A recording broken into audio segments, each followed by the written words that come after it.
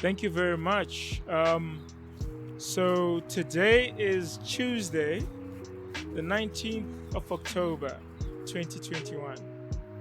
Now, the question that was posed was, what is Black Wednesday about? And yet today is Tuesday, the 19th. So it refers to 44 years ago, on the 19th of October, 1977,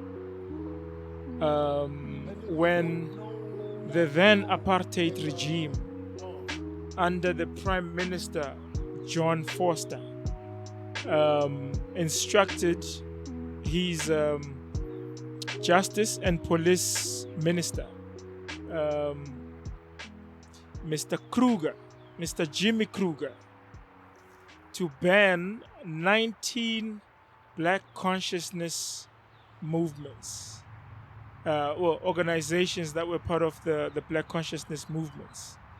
Now, in total, those organizations were plus minus, they amounted to 33. So now 19 of them were banned.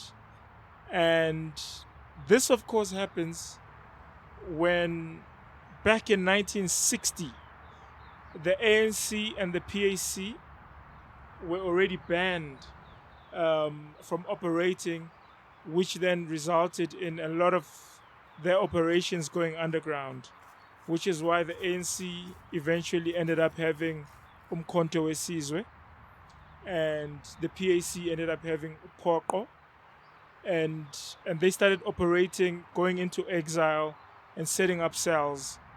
So there was what was called a political lull. That decade when the ANC and PAC in 1960 were banned and operated underground in the country, there was a political lull, and this is where the Black consciousness movements would step in and fill the void.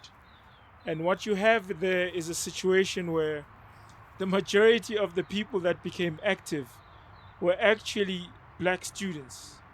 So from 1968, when Steve Biko, who became really the prophet of Black consciousness, his vision, his arguments, his articulation, basically informed what today we'll call as the Black consciousness philosophy.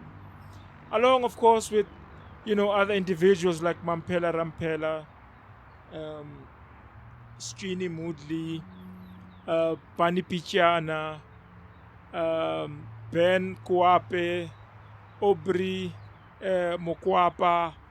So all these individuals made up that team that basically became the leaders of the then SASO, the South African Student Organization.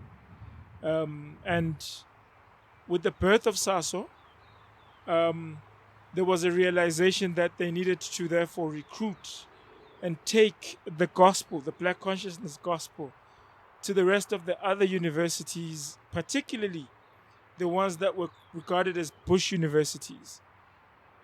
Here, of course, we have to remember the Higher Education Act of 1959 that would bring to realization the so-called Bush universities, Fort Hare, University of Zululand, University of Tefluop, University of Venda, University of Western Cape. And so most of these universities therefore would then become a reality in 1960. And Steve Biko and his team therefore introduced SASO in these universities. And from that premise, they were able to then really make the Black consciousness movement breathe life into the political lull that the parents of those students had left and have gone underground and have gone to exile and the like, who were either part of the ANC or PAC. And so, Black Wednesday, as the question has been posed, is really a wrong term for what the actual adherents themselves considered Black Solidarity Day. So when they banned those 19 organizations on that Wednesday, it was a Wednesday, so it's awkward that in 2021, the 19th is on a Tuesday. The 19th of October falls on a Tuesday.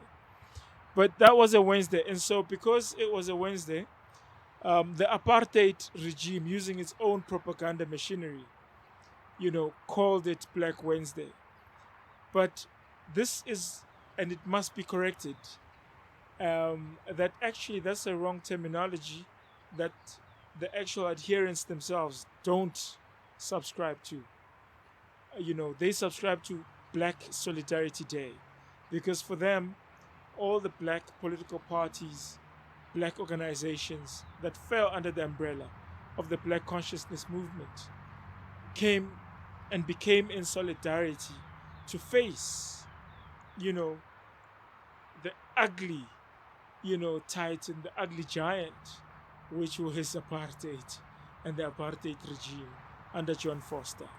So that basically is what is referred to as Black Wednesday 44 years ago.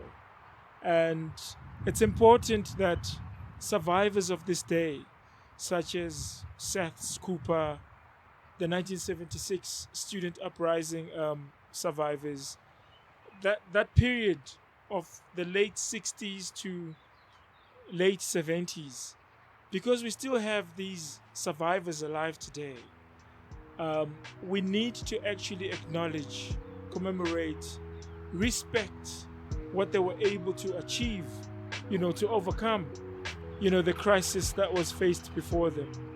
And so it's important to read their autobiographies, biographies written about them.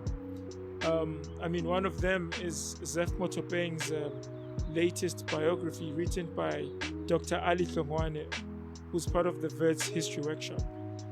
And it's important to see through their lives, how the struggle against politics in South Africa, particularly against apartheid, was waged. And it will then help us to appreciate today where we come from and where we are and where perhaps we still need to go in that regard. Thanks.